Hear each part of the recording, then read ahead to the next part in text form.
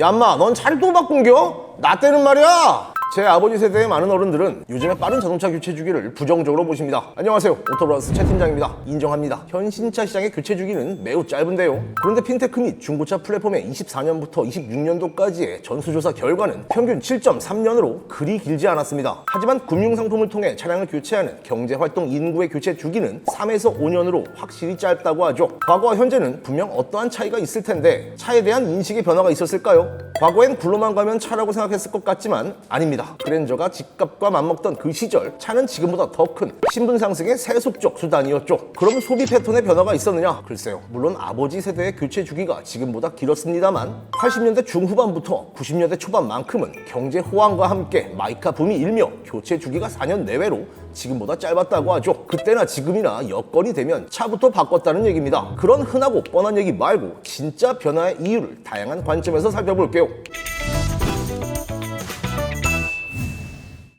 아버지는 차를 안 바꾸신 게 아니라 못 바꾸신 겁니다. 그 이유는 크게 5가지로 볼 수 있는데요. 그 첫 번째 이유는 신차 출시 사이클에 있었습니다. 과거의 사이클은 8에서 10년으로 대단히 길었죠. 막대한 개발비와 해외 기술에 의존하며 생긴 라이센스 비용 문제, 협력업체의 생산 라인 구축 등이 그 원인이었다고 하는데 무엇보다 모델을 안 바꿔도 잘 팔렸다고 합니다. 세금 폭탄의 대상이었던 외산차는 경쟁 상대가 되지 못했고요. 그러니 시기만 잘 맞춰 구매, 관리만 잘한다면 거뜬히 10년은 차 좋다는 소리를 들을 수 있었던 겁니다. 지금은 어떻습니까? 5에서 6년마다 풀체인지가 되는데 진짜 문제는 2에서 3년마다 해대는 페이스리프트죠. 고작 1, 2년 된 내 MR을 순식간에 구형 취급해버리는, 이건 마치 신차를 내놓기 위함보다 내 차를 구형으로 만드는 것이 더 중요하고 근본적인 전략 같아 보일 지경인데요. 우리는 아버지와는 달리 더 큰 유혹과 더 영악하게 짜여진 각본 속에 놓인 겁니다. 두 번째 이유, 과거의 모델은 너무나 단순했습니다. 상중하에 가까운 3등분된 수직적 계층 구조로 각 계층의 갭이 상당했으니 간신히 산 소나타를 그랜저로 바꾼다? 그건 뭐 거의 신분 상승과 맞먹을 정도로 어려웠던 거죠. 지금의 소나타 대 그랜저의 차이가 아니란 얘기입니다. 지금은 어떻습니까? 각 세그먼트마다 촘촘하게 모델이 배치되어 있고 기술 발전은 빠른 속도로 차에 녹아들었죠. 과거에는 기술이라고 해봐야 징 버튼을 눌러 창문을 여는데 나는 돌려서 창문을 연다면 그건 이미 기술에서 지고 들어간 거죠. 지금의 차는 최첨단 기술의 집합체이며 제조사는 그 다양한 기능들을 각각의 트림에 나누어 배치하죠.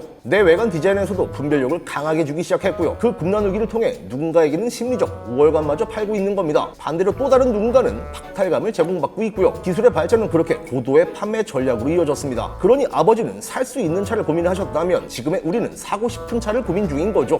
세 번째 이유는 바로 금융입니다. 금융은 지금의 우리에게 사고 싶은 차를 현실과 이어줄 가장 큰 원동력이 되죠. 하지만 과거에는 현금 완납이 미덕이었다고 합니다. 현대자동차 딜러 시절 대선배들은 과거를 그리워하며 이런 얘기를 했었죠. 금융상품 그런 것도 없었고 제조사가 고객에게 차를 주고 다달이 돈을 받는 일종의 외상거래처럼 판매가 이루어졌다고 말이죠. 그 금리는 지금의 사채급으로 높았다고 하는데 그 돈은 채권팀도 아닌 딜러가 직접 수금하러 다녔다고 합니다. 지금은 기술의 발전으로 심사부터 계약까지 모바일로 가능하고 사채급 고금리마저 사라진 지 오래죠. 그런데 과거 금융의 부조보다 더 큰 문제는 보증인 제도였다고 합니다. 재산세를 내는 보증인 한두 명이 반드시 필요했다고 하는데 왜냐? 지금처럼 개인의 신용이나 금융거래 내역이 기록되고 관리되던 시기가 아니었고 차가 거의 집값과 맞먹었으니 일단 보증인이란 안전장치를 요구당한 겁니다. 그래도 예나 지금이나 차에 꽂힌 사람은 어떻게든 사게 돼 있죠. 사돈의 8촌까지 총동원해 보증인을 데려왔다고 하는데 그 보증인 덕에 차는 살 수 있었어도 그들 눈치에 어찌 마음대로 차를 바꿀 수 있었겠습니까? 심지어 차량 선택마저 차주 본인이 아닌 보증인이 결정하는 경우도 허다했다고 하네요. 여기저기서 내 차 사줘, 내 금융 써줘를 외쳐대는 지금은 차를 바꾸는 과정이 온라인 쇼핑처럼 쉽고 누구의 눈치도 볼 필요가 없습니다. 잘못된 선택에 따른 책임은 오롯이 우리 스스로의 몫이죠. 불합리한 보증인 제도의 아버지 시절과는 달리 지금의 우리는 그 책임마저 내 것이기에 당당할 수 있는 겁니다. 네 번째 이유는 중고차입니다. 소중한 내 차는 당장의 자산이자 다음 차의 미천이 되죠. 그런데 과거에는 처분마저 쉽지 않았습니다. 저는 최근까지 중고차 딜러로 근무하다가 오토브라더스로 복귀한 건데요. 현대 대리점에 있을 때도 중고차 상사에 있을 때도 대선배들은 하나같이 과거를 그리워합니다. 정확히 얘기하자면 딜러 친화적이었던 과거의 그 폐쇄성을 그리워하는 거죠. 지금이야 엔카다 뭐다 여러 구매 플랫폼을 통해 최소한 판매 시세만큼 오픈돼 있습니다. 그 얘긴 매입 시세 또한 일정 부분 오픈된 것과 같죠. 하지만 과거 중고차 시장은 폐쇄된 무법천지 그 자체였다고 합니다. 도저히 가격을 찾아볼 수 없는 시장, 그건 두려움 그 자체였겠죠. 그런 곳에 내 정든 차를 똥값으로 판다?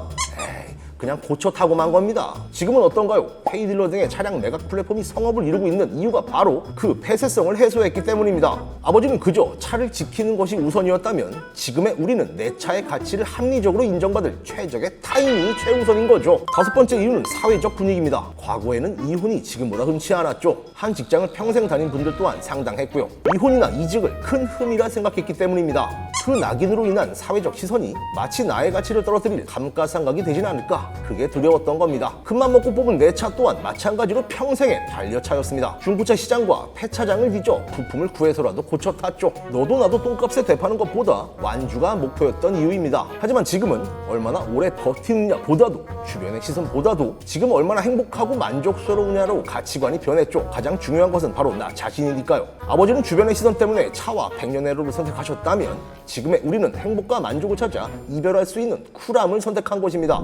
우픈 과거를 통해 지금 자동차 시장을 되돌아봤는데요. 늘 당당하시던 우리 아버지 세대는 자동차 앞에서만큼은 신중하셨습니다. 신중하셨기에 신중했던 것이 아니죠. 폐쇄적이고 꽁꽁 숨겨진 시장은 알 길이 없었고 말도 안 되게 불편했으며 불합리했기에 신중을 선택할 수밖에 없던 겁니다. 어쩌면 그 방어적인 선택은 매우 바람직했습니다. 그 시절엔 말이죠. 지금의 우리는 과거와는 달리 유혹의 집중 포화 속에서 더 쉽고 편한 세상을 살고 있습니다. 어쩌면 더 큰 위험이 우리를 기다릴 수 있는데요. 시대는 변했어도 아버지의 그 신중한 고집이 우리에게도 필요할 때입니다. 여러분의 안전한 자동차 구매를 위해 좋은 영상으로 다시 찾아뵙겠고요. 지금까지 저는 오토브라더스의 최 팀장이었습니다. 감사합니다.